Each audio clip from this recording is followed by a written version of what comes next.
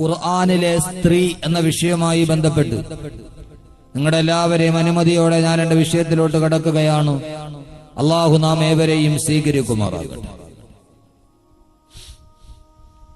ഒരു ഗ്രാമത്തിൽ ആ നാട്ടുകാരെല്ലാവരും കൂടി അവരുടെ ഗ്രാമത്തിൽ ഒരു ശില്പം പണിയണം എന്ന് ആഗ്രഹിച്ചു. വിദേശികളായ ടൂറിസ്റ്റുകൾ തങ്ങളുടെ നാട് കാണാൻ വരുമ്പോൾ അവരെയൊക്കെ ആകർഷിക്കുന്ന ഒരു നല്ല ശില്പം, ഒരു പ്രതിമ അവരുടെ ഗ്രാമ മധ്യത്തിൽ സ്ഥാപിക്കണമെന്ന് തദ്ദേശവാസികൾ ആഗ്രഹിച്ചു.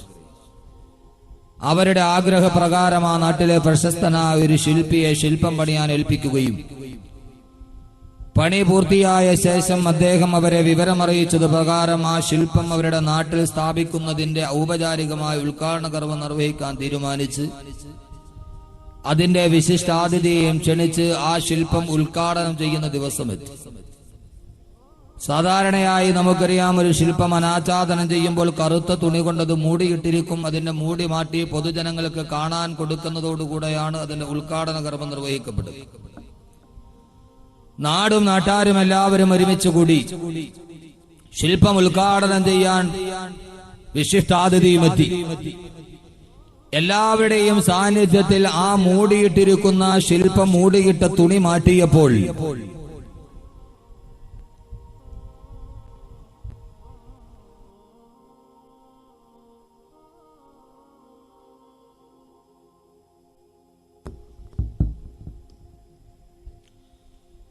ഉദ്ഘാടന ദിവസം ശില്പം ഉദ്ഘാടനം ചെയ്യുന്നതുമായി ബന്ധപ്പെട്ട് അത് മൂടിയിട്ട ശീല മാറ്റിയപ്പോൾ അവിടെ ഒരുമിച്ച് കൂടി എല്ലാവരും മൂക്കത്ത് വിരൽ വെച്ച് പോയി. കാരണം അത്രയേറെ അശ്ലീലമായിരുന്ന ഒരു ശില്പമായിരുന്നു അദ്ദേഹം കുത്തിവെച്ചത്. എല്ലാവരും ആ ശില്പിക്കെതിരെ കല്ലെറിയാൻ തുടങ്ങി. വിമർശനങ്ങളുടെ നടുവിൽ നിൽക്കുമ്പോൾ ആ ശില്പി പറഞ്ഞു, ആ ശില്പം മറ്റൊന്നുമായിരുന്നില്ല, ഒരു സ്ത്രീ അവളുടെ ഇരുസ്തനങ്ങളിൽ നിന്ന് ഒരേ സമയത്ത് ഒരു വൃദ്ധനും ഒരു കൊച്ചുകുട്ടിയും മുലപ്പാല് കുടിച്ചുകൊണ്ട് നിൽക്കുന്ന ഒരു ശില്പമാണ് അദ്ദേഹം പണിത് വെച്ചത്. ഓരോ നാട്ടിലും ഓരോ ശില്പങ്ങൾ നമുക്ക് കാണാം. ശംഖുമുഖത്ത് പോയ കാനായി കുഞ്ഞിരാമന്റെ ശില്പം കാണാം.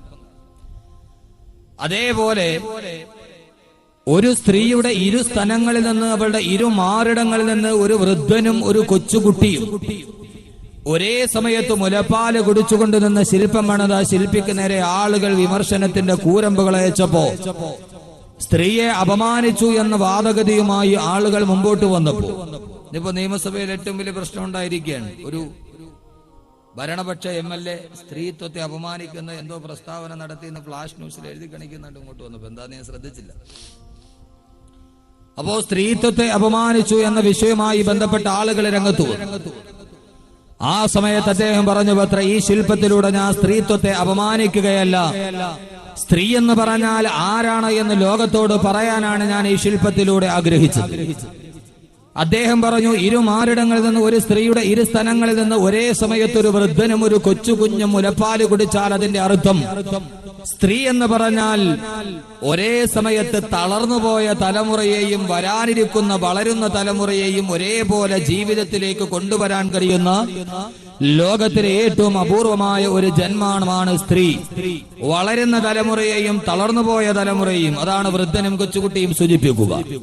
അവരെ ലോകത്ത് നിലനിർത്താൻ കഴിയുന്ന പ്രപഞ്ചനാഥനായ ദൈവം തമ്പുരാൻ ലോകത്ത് സൃഷ്ടിച്ച അമൂല്യമായ ഒരു സൃഷ്ടിപ്പാണ് സ്ത്രീ എന്ന് അദ്ദേഹം പറഞ്ഞു. എന്റെ പ്രിയപ്പെട്ട സഹോദരങ്ങളെ, ഖുർആനിലെ സ്ത്രീ എന്ന വിഷയം ചർച്ച ചെയ്യുമ്പോ അതിനു മുമ്പ് ലോകം സ്ത്രീക്ക് കൊടുക്കുന്ന നിർവചനം എന്നാണ് നാം അറിയേണ്ടതുണ്ട്. സ്ത്രീ എന്ന ഒരു വിഷയം തന്നെ ഏറ്റവും സങ്കീർണമായൊരു പരാമർശ വിധേയമാണ്. എന്താണ് സ്ത്രീ? ഈ ചോദ്യത്തിന് ഉത്തരം കണ്ടെത്താൻ ഇന്നേവരെ ലോകത്തെല്ലാവർക്കും ഒരു ഏകാഭിപ്രായമില്ല. ആരാണ് സ്ത്രീ എന്ന് ചോദിച്ചാൽ കേൾക്കുന്നവരെല്ലാം പറയുന്ന ഉത്തരങ്ങൾ വിഭിന്നമാണ്. ആരാണ് സ്ത്രീ എന്ന് ചോദിച്ചാൽ പാടിയാലും തീരാത്ത കവിതയാണ് സ്ത്രീ എന്ന കവിമാർ. എത്ര എഴുതിയാലും തീരാത്ത പ്രപഞ്ചത്തിന്റെ ഉജ്ജ്വലമായ പ്രമേയമാണ് സ്ത്രീ എന്ന് എഴുത്തുകാർ. എത്ര വരച്ചാലും തീരാത്ത പ്രപഞ്ചത്തിന്റെ സ്നിഗ്ധലയ താളമാണ് സ്ത്രീ എന്ന് ചിത്രകാരന്മാർ. ലോകത്തെല്ലാവരും സ്ത്രീയെക്കുറിച്ച് പറയാൻ മത്സരിക്കുമ്പോ, സ്ത്രീയെക്കുറിച്ച് നിർവചിക്കാൻ മത്സരിക്കുമ്പോ, ആരാണ് സ്ത്രീ എന്ന് പറയാൻ മനുഷ്യന്റെ മുഴുവനും എല്ലാ നാടകങ്ങളുടെയും കേന്ദ്ര കഥാപാത്രം പെണ്ണാണ്. എല്ലാ സീരിയലുകളുടെയും കേന്ദ്ര കഥാപാത്രം പെണ്ണാണ്. എല്ലാ സിനിമകളുടെയും ഇതിവൃത്തം പെണ്ണിന്റെ കണ്ണുനീരാണ്. ലോകം പറഞ്ഞ് പെണ്ണിനെ എവിടം വരെ എത്തിച്ചു എന്ന് ചോദിച്ചാൽ, മാർക്കറ്റിൽ 30 പൈസ പോലും വിലയില്ലാത്തൊരു തീപ്പെട്ടി ഏതെങ്കിലും ഒരു പുരുഷൻ വാങ്ങിക്കണമെങ്കിൽ അതിന്റെ മുകൾ ഭാഗത്ത് പാതി വസ്ത്രമെടുത്ത ഒരു പെണ്ണിന്റെ ചിത്രം വേണമെന്ന് പറയുന്ന ഉപഭോഗ ബോധത്തിലേക്ക് ലോകം പെണ്ണിനെ വിൽപ്പന ചരക്കാക്കി മാറ്റിക്കഴിഞ്ഞു. നാൽക്കവലകളിലെ പരസ്യപ്പലകകളിൽ അർദ്ധനാരി ഉണ്ടെങ്കിലേ അവരുടെ സെൻസേഷനുകൾ കൂടുകയുള്ളൂ എന്ന് പറയുന്ന ലോകത്തിന്റെ ഏറ്റവും വലിയ വിൽപ്പന ചരക്കാക്കി ലോകം മാറ്റിയത് പെണ്ണിനെയാണ്. ആ പെണ്ണ് എന്ന് പറയുന്ന എല്ലാവരാലും അവമതിക്കപ്പെടുന്ന, എവിടെയും പീഡിപ്പിക്കപ്പെടുന്ന, എവിടെയും സമൂഹത്തിന്റെ പാർശ്വഭാഗത്തേക്ക് മാറ്റിവെക്കപ്പെടുന്ന, ലോകത്തിലെ ഏറ്റവും വലിയ അല്ലാഹു സുബ്ഹാനഹു വ തആല സൃഷ്ടിച്ച സങ്കീർണതകളിൽ സങ്കീർണ നിറഞ്ഞ ഒരു പൂരണമില്ലാത്ത സമസ്യ പോലെ അല്ലാഹുവിന്റെ പ്രവാചകൻ പോലും പറഞ്ഞ സ്ത്രീ യഥാർത്ഥ നിർവചനം എന്താണ് നാം അറിയേണ്ടതുണ്ട്. ഇൻഷാ അല്ലാഹ് ഖുർആൻ സ്ത്രീയെ കുറിച്ച് എന്ത് പറയുന്നു എന്നതാണ് നമ്മുടെ ഇന്നത്തെ വിഷയം. വളരെ പ്രധാനപ്പെട്ട ഒരു വിഷയം എന്റെ പ്രിയപ്പെട്ട സഹോദരങ്ങളെ ശ്രദ്ധയോടെ കേട്ടിരിക്കണം. അള്ളാഹു നമ്മുടെ ജീവിതത്തിൽ ഒരു പ്രയോജനം ചെയ്യുന്ന കേൾവിയാക്കി തീർക്കുമാറാകട്ടെ. എല്ലാവരും സ്ത്രീകളെ കുറിച്ച് വളരെ വാചാലമായി പറയുന്നുണ്ട്. യഥാർത്ഥ സ്ത്രീ ആരാണ്? സ്ത്രീ 1-ാം ദിവസം അതിഥിയും 2-ാം ദിവസം ഭാര്യയും 3-ാം ദിവസം ഭാരവുമാണ് എന്ന് പറഞ്ഞത് ബെഞ്ചമിൻ ഫ്രാങ്ക്ലിനാണ്. ബെഞ്ചമിൻ ഫ്രാങ്ക്ലിന്റെ അഭിപ്രായ പ്രകാരം സ്ത്രീ 1-ാം ദിവസം അതിഥി, 2-ാം ദിവസം ഭാര്യ, 3-ാം ദിവസം ശല്യമാണ്. പട്ടിയെയും സ്ത്രീയെയും എത്രത്തോളം തല്ലാമോ അത്രത്തോളം നിങ്ങൾ തല്ലണമെന്ന് പറഞ്ഞത് കെല്ലറാണ്. ലോകത്ത് എത്രയെത്രയോ ആളുകൾ സ്ത്രീയെ കുറിച്ച് നിർവചനം പറഞ്ഞാൽ തന്നെ നാവുകൾ മാറുകയില്ല.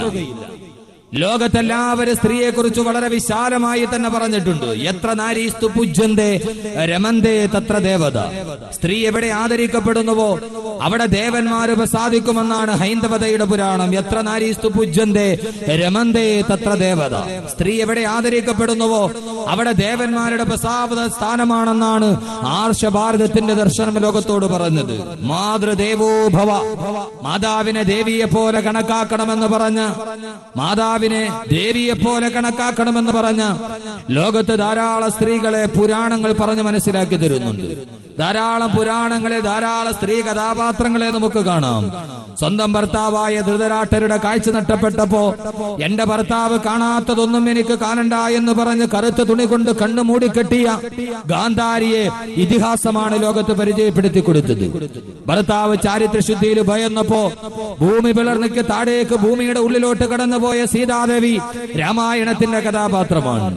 നാളെ വൈകുന്നേരം സൂര്യൻ അസ്തമിച്ചാൽ നിന്റെ ഭർത്താവ് തലപൊട്ടിച്ചിതറുമെന്ന് മഹർഷി ശപിച്ചപ്പോൾ ആ ഭർത്താവിന്റെ മരണം തടയാൻ ധ്യാനം ചെയ്തിട്ട് സൂര്യബന്ധന മന്ത്രം നടത്തിയ, സൂര്യബന്ധന മന്ത്രത്തിലൂടെ സൂര്യന്റെ അസ്തമനം പോലും തന്റെ ഭർത്താവിന്റെ ജീവൻ രക്ഷിക്കാൻ വേണ്ടി കാണിച്ചു കൊടുത്ത ശീലാവതി പുരാണം ലോകത്ത് പരിചയപ്പെടുത്തി കൊടുത്ത സ്ത്രീകളുടെ കഥാപാത്രത്തിന്റെ ഏറ്റവും മൂർധന്യമായ അവസ്ഥയിൽ നിൽക്കുന്നതാണ്.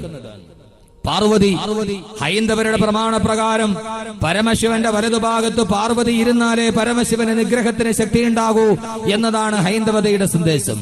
ഞാൻ ഈ പറയുന്നത് ലോകത്ത് മുഴുവന് സ്ത്രീകളെ, ലോകത്തിന്റെ മുഴുവന് മഗ്ദലന മറിയം, കന്യാമറിയം ബൈബിളിന്റെ സംഭാവനയാണ്. പക്ഷേ അതിനേക്കാളൊക്കെ മുമ്പ് സ്ത്രീ ആരാണ് എന്ന് ലോകത്തോട് പറഞ്ഞു കൊടുത്ത, എന്താണ് സ്ത്രീ എന്ന് പറഞ്ഞ, പിതോ രക്ഷതി കൗമാരെ ഭർത്തോ രക്ഷതി യൗവനെ പുത്രോ രക്ഷതി വാർദ്ധക്യേ ന സ്ത്രീ സ്വാതന്ത്ര്യമർഹതി. മനു മഹർഷിയോട് ആരോ ചോദിച്ചു, ആരാണ് സ്ത്രീ? ആ ചോദ്യത്തിന് മനു പറഞ്ഞ മറുപടി ഇതായിരുന്നു. ഇവിടെയാണ് ഞാനും എന്റെ സഹോദരങ്ങളെ ഖുർആൻ പറഞ്ഞ സ്ത്രീ ആരാണെന്നറിയണമെങ്കിൽ 14 നൂറ്റാണ്ടുകൾക്ക് മുമ്പ് ജനിച്ചു വീടുന്ന കുഞ്ഞു പെണ്ണാണെന്നറിഞ്ഞാൽ അതിനെ ജീവനോടെ കുടിച്ചുമൂടിയ, പെണ്ണിന് ജീവിക്കാനുള്ള സ്വാതന്ത്ര്യം നഷ്ടപ്പെട്ടു പോയ, മക്കാ മണലാരുണ്യത്തിന്റെ ചുട്ടുപടുത്ത് കിടക്കുന്ന മണൽത്തരികൾ പോലും കഥനം കൊണ്ട് കണ്ണുകൾ മുഴുവനും അടച്ചുപോയ ഒരു പെണ്ണിന്റെ നിലവിളി കേൾക്കാൻ പോലും, അവളുടെ പുഞ്ചിരി കേൾക്കാൻ മക്കാ ഭൂഖണ്ഡത്തിന് കഴിയാതിരുന്ന 6-ാം നൂറ്റാണ്ടിലെ കാട്ടറബികൾ ജനിച്ച പെണ്ണിനെ മുഴുവൻ ജീവനോടെ കുഴിച്ചു മൂടുമ്പോ വിശുദ്ധമായ ഖുർആൻ പറഞ്ഞതുപോലെ വൈദാ ബുശ്ശിറ അഹദുഹും ബിൽഉൻസാ ളല്ല വജ്ഹുഹു മുസ്വദ്ദൻ വഹുവ കലീം യതവാറാ മിനൽ ഖൗമി മിൻ സൂഇ മാ ബുശ്ശിറ ബി അയുംസികുഹു അലാ ഹൂനിൻ അം യദുസുഹു ഫിത്തുറാബ് അലാ സാഅ മാ യഹ്കുമൂൻ വൈദാ ബുശ്ശിറ അഹദുഹും ബിൽഉൻസാ എവിടെയെങ്കിലും ഒരു പെൺകുഞ്ഞു ജനിച്ചു എന്നറിഞ്ഞാൽ പിന്നീട് മക്കാ കുഫാറുകളുടെ ചിന്ത എന്താണെന്നറിയുമോ?